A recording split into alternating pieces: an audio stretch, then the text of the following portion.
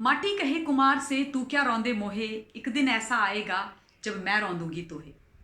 संत कबीरदास जी का ये प्रसिद्ध दोहा पूर्णतः सटीक बैठता है मुंबई पुलिस के उन अधिकारियों के ऊपर और उन लोगों के ऊपर जिन्होंने खाकी वर्दी को हाशिए पर ला करके खड़ा कर दिया है और पूरे मुंबई पुलिस के महकमे को बदनामी के गर्त में धकेलने के लिए लेश मात्र भी कसर नहीं छोड़ी है। नमस्ते भारत, आप सभी लोग समझ गए होंगे कि मैं आज फिर से सचिन वाजे का जो एक खतरनाक खेल वहां पर चलता रहा है उसके बारे में ही बात करने के लिए आई। मेरा सबसे पहला जो प्रश्न है वो ये है कि सचिन वाजे के पीछे कौन है? क्या उन लोगों के चेहरों से पर्दा नहीं हटना चाहिए? क्या उनको बेनकाब नहीं होना चाहिए? क्या उनको सामने नहीं लाया जाना चाहिए? बिल्कुल लाना जाया चाहिए, क्योंकि जिस प्रकार का मंजर हम महाराष्ट्र के अंदर इतने महीनों से देख रहे हैं ये एक एपीआई अकेले नहीं कर सकता। बिना संरक्षण के ये हो ही नहीं सकता। एक्सटॉर्शन, हत्याएं, आत्महत्या के नाम पर एक राष्ट्रवादी पत्रकार के ऊपर फेक टीआरपी का केस, एक चैनल को पूर्णतया बंद कराने की साजिश, क्योंकि वो चैनल उनकी कलई खोल रहे थे, सच बोल रहे थे। एक राष्ट्रवादी पत्रकार को जेल में डालने की पूरी साजिश और कई हद तक कुछ समय तक उनको जेल में डालने में सफलता भी हासिल। उसके बाद मनसुख हिरेन की हत्या, उसको आत्महत्या का जामा, एंटीलिया के बाहर मुकेश अंबानी जी के घर के बाहर एक आतंकी हमले को स्वरूप देने के लिए अपनी ताकत का गलत इस्तेमाल एक एपीआई अकेले कर सकता है क्या? संभव है क्या? कभी सुना है आपने? मैंने तो नहीं सुना। और आश्चर्य की बात यह है कि सारे के सारे सबूत इनके पुलिस विभाग के अंदर से ही निकल करके आ रहे हैं। आप देखिए ना कि जिस आतंकी हमले या जिस एक्सटॉर्शन के पूरे इस कहानी किस्से को अंजाम देने के लिए सचिन वाजे ने कहानी लिखी, स्क्रिप्ट लिखी, अब उसके एक एक किरदार बाहर निकल करके आ रहे हैं। किस प्रकार से परमवीर सिंह का कल ट्रांसफर हुआ और उसके बाद शिवसेना ने सफाइयां देनी शुरू कर दी कि ये तो रूटीन प्रशासनिक ट्रांसफर है, ये तो होते रहता है। हाँ भाई, हमें भी पता है बहुत कुछ होते रहता है, लेकिन आज उन्हीं के गृह मंत्री जी ने, अनिल देशमुख जी ने बाहर आकर के एक बहुत बड़ा उलट बयान दे दिया और बोला कि ये कोई प्रशासनिक ट्रांसफर नहीं था, ये कोई रूटीन ट्रांसफर नहीं था। यानी कि परमवीर सिंह पर उनको डाउट्स हैं, यानी कि दाल वहां काली है और ये जो पूरा प्रपंच रचा गया इसके जो छींटे हैं वो परमवीर सिंह की वर्दी तक भी जाते हुए दिखाई दे रहे हैं। और इसमें जानने के लिए कोई रॉकेट साइंस नहीं है, कोई बड़ी बात नहीं है। ये सारी की सारी चीजें अब खुल करके आ रही हैं। ट्रांसफर अब हो रहा है, सचिन वाजे अब अरेस्ट हुआ है जब एंटीलिया के बाहर मुकेश अंबानी जी के घर के बाहर ये केस हुआ। लेकिन आप मुझे ये बताइए कि सुशांत सिंह राजपूत की जो लड़ाई लड़ी हिंदुस्तान ने, उसमें एफआईआर नहीं होती है। क्या इस पर प्रश्न नहीं किया जाना चाहिए? क्या इस पर चुप रहना चाहिए था? दिशा सैलियान का केस और उसके बाद अर्नब गोस्वामी जी का केस, फेक टीआरपी किसका ब्रेन चाइल्ड था? उसकी स्क्रिप्ट किसने लिखी थी? उनको अरेस्ट करने कौन गया था? पूरे चैनल को खत्म और बंद करने की साजिश किसने रची थी? एक के बाद एक करके उनके एम्प्लॉयज को कौन अरेस्ट कर रहा था? काला कपड़ा उनके चेहरों पर पहना के कौन परेड करवा रहा था? किसने कसम खाई थी कि रिपब्लिक को बंद कर देंगे? क्यों? क्योंकि रिपब्लिक सच बोल रहा था, इनकी कलई खोल रहा था, तो कसम खा ली। लेकिन देखिए बंद कौन हो गया, देखिए हिंदुस्तान बंद कौन हो गया।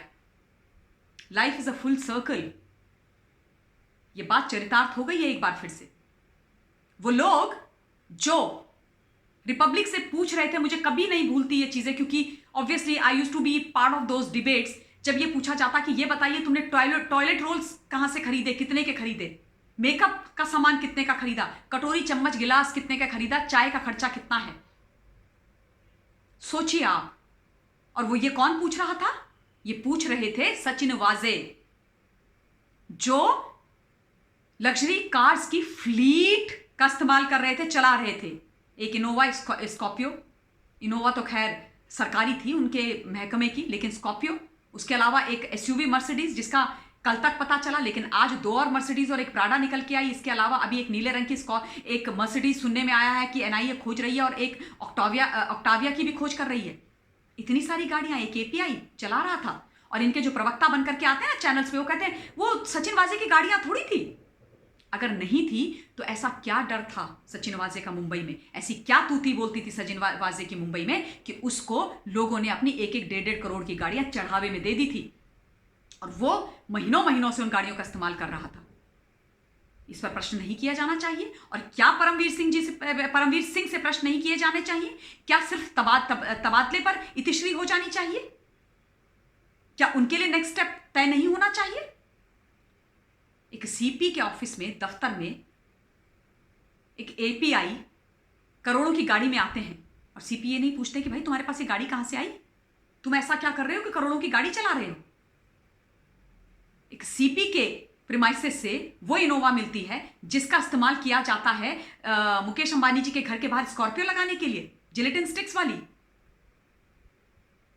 एसयूवी मर्सिडीज वहां से मिलती है जिसमें 5 लाख रुपए मिलते हैं और नोट गिनने की मशीन मिलती है। मैंने तो कभी नहीं सुना, यह आश्चर्य की बात नहीं है।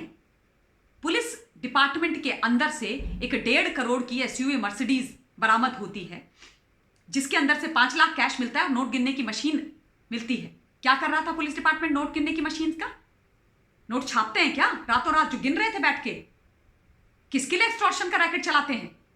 और सीपी के नाक के नीचे एक्सटॉर्शन का रैकेट चल रहा था तो प्रश्न उन पर कैसे नहीं लगेंगे? पूरे छींटे उन पर जाते हैं। ग्लोरीफाइड प्रेस कॉन्फ्रेंस करी थी इन्होंने फेक टीआरपी केस की, झूठे टीआरपी केस की, जिस टीआरपी केस में कोई लेना देना नहीं रिपब्लिक का। ईडी ने भी कल साफ कर दिया, आत्मा नहीं इनकी डरी दहली।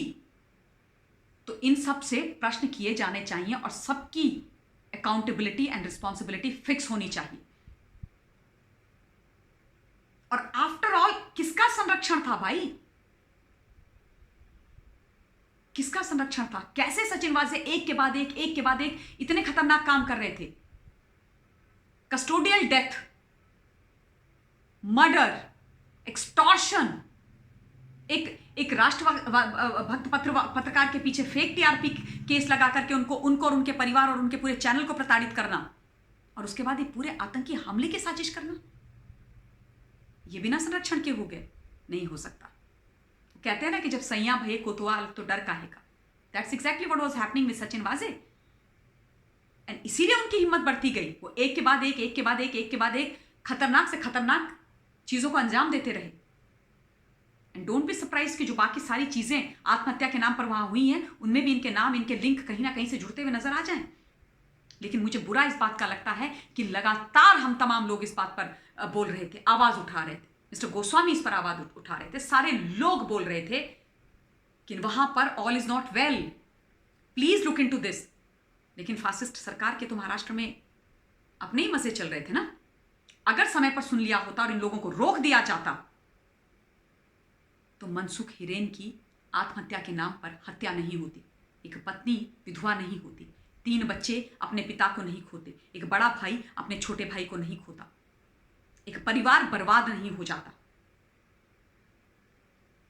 इसलिए लगातार बोला जाता है कि अति की इति करना बहुत जरूरी है। पाप का घड़ा इतना भर गया था वहां पर कि उसका फूटना बहुत ज्यादा जरूरी था।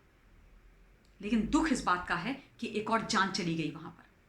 मनसुख हिरेन को भी अपने जीवन से हाथ धोना पड़ा, इनकी कंस्पिरेसी का शिकार होना पड़ा और एक एक चीज की तह में जाना जरूरी है। NIA is doing a commendable job and मुझे पूरा भरोसा है कि सब कुछ खोल खोल करके वो निकालेंगे।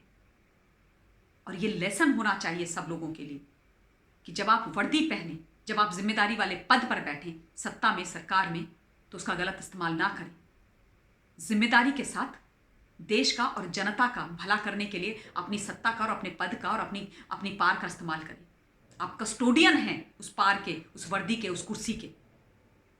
उसको अपनी बपौती ना समझें। ये बहुत आवश्यक है मैसेज हरेक को जाना भारतवर्ष के हर कोने में।